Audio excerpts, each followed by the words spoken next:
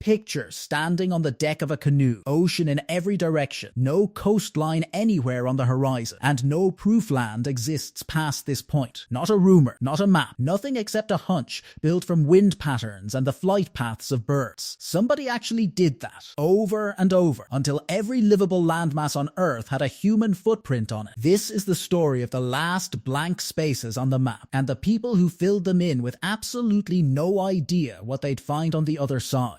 Start with the biggest and most improbable of these arrivals, the very last continent-sized landmass humans ever reached, sitting almost directly next to where our species began. Humans originated in Africa roughly 195,000 years ago, yet New Zealand wasn't settled until somewhere between 1250 and 1300 AD, and Madagascar, sitting right off the African coast, wasn't reached until around 500 AD. Sit with that gap for a second. Madagascar sits close enough to Africa that you can practically see the mainland's weather systems roll in from its shores, and it stayed completely untouched by humans for nearly 195,000 years of our species' existence. Whatever finally got someone there arrived shockingly late, and from a direction nobody would have guessed. Because here's the strange part. Madagascar's first people didn't come from Africa at all. Genetic research on Madagascar points to Indonesia as the origin of the island's founding population, roughly 3,500 miles away across open ocean, with the settlement occurring around 1,200 years ago. Researchers studying mitochondrial DNA from 300 native Madagascans and 3,000 Indonesians concluded the founding population traced back to roughly 30 Indonesian women, and the researchers suggest the whole colonization might have happened by accident, possibly after a trading vessel capsized far from its intended route. 30 women on a boat that was never supposed to end up there founded an entire nation's genetic lineage on an island a third of the way around the world from their home. Nobody planned this crossing. Somebody's disaster became somebody else's entire ancestry. Australia tells an equally staggering story, just earlier and even more physically demanding. Reaching it required crossing open water with no landmass visible on either side for most of the journey, on rafts built from lashed logs or bundled reeds, using nothing but ocean currents, wind direction, and the flight patterns of seabirds as a compass. Whoever attempted that crossing had zero guarantee land existed on the other side. They could have paddled straight into open ocean until they starved. And yet, humans reached Sahul, the connected landmass, joining ancient Australia and New Guinea by at least 45 to 50,000 years ago, becoming, as far as anyone can determine, the first people in history to deliberately sail out of sight of land and survive long enough to build a life on the far shore. Now imagine what that actually felt like in the moment it happened. Whoever stepped onto that unfamiliar coastline first had spent days, maybe weeks, staring at nothing but water, uncertain whether their own decision to keep paddling would end in death by starvation or dehydration. Then land appears. Not the land they left behind. Something entirely new, with plants nobody in their group had ever eaten, animals nobody had ever hunted. No idea whether anything on this coastline was safe to touch or eat. Every single plant needed testing. Every unfamiliar animal track needed reading from scratch, with no elder around who had ever seen this print before. That's not exploration in any comfortable modern sense. That's staking your entire remaining life on a guess, with a group of people counting on you to guess right. The Pacific holds an even longer, slower version of this exact same story, stretched across thousands of years. Ancestors of the Polynesians, known as the Lapita people, set out from Taiwan and had settled remote Oceania by roughly 1100 to 900 BCE, with some Lapita settlements appearing in the Bismarck archipelago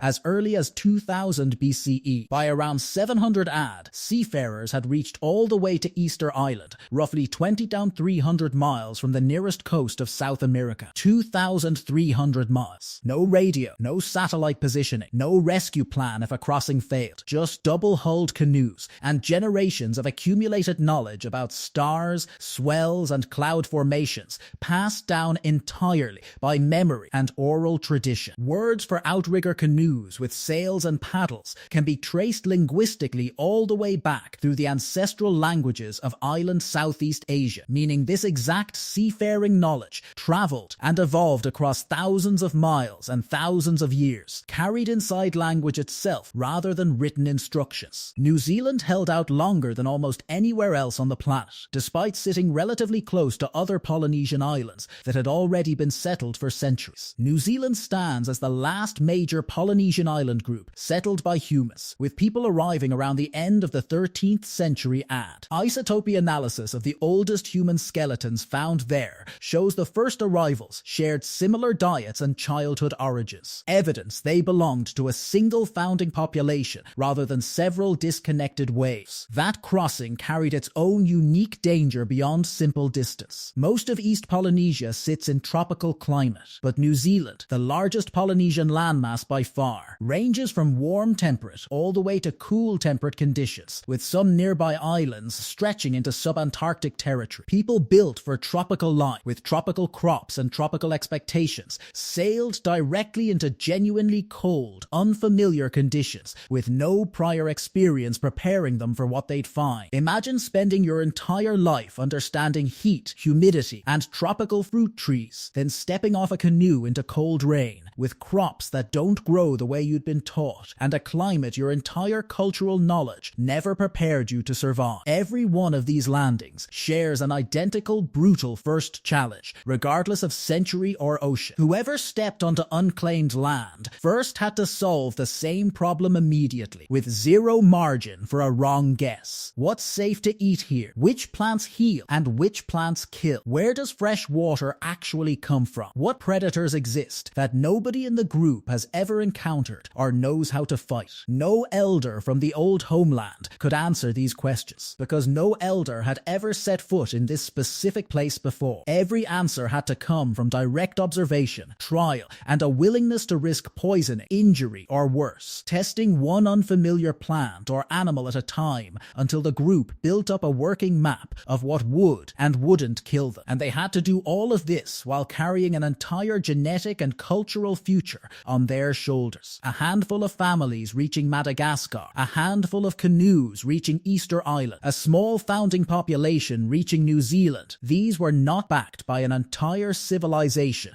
ready to send reinforcements or supply ships. If the crops failed in that first critical season, if the water sources ran dry, if disease swept through a group this small, there was no fallback plan and no rescue coming from anywhere. Every successful landing in this story survived by the thinnest possible margin, a margin invisible to us now, specifically because it held. Step back and look at the full shape of what this actually adds up to. By roughly 1300 AD, human beings had reached essentially every livable landmass on the planet, except Antarctica, using nothing but canoes, rafts, wind reading, star navigation, and raw physical endurance. No satellites confirmed land existed before they set out looking for it. No radio called for help when a crossing went wrong halfway through. Just people willing to point a boat toward open water with no visible destination, because staying still had somehow become the riskier option. Every inhabited island and continent you can name today carries, buried in its earliest layer of history, someone who stood exactly where you're imagining right now, alone on a new shore, no idea what came next, and no way back to where they'd started from.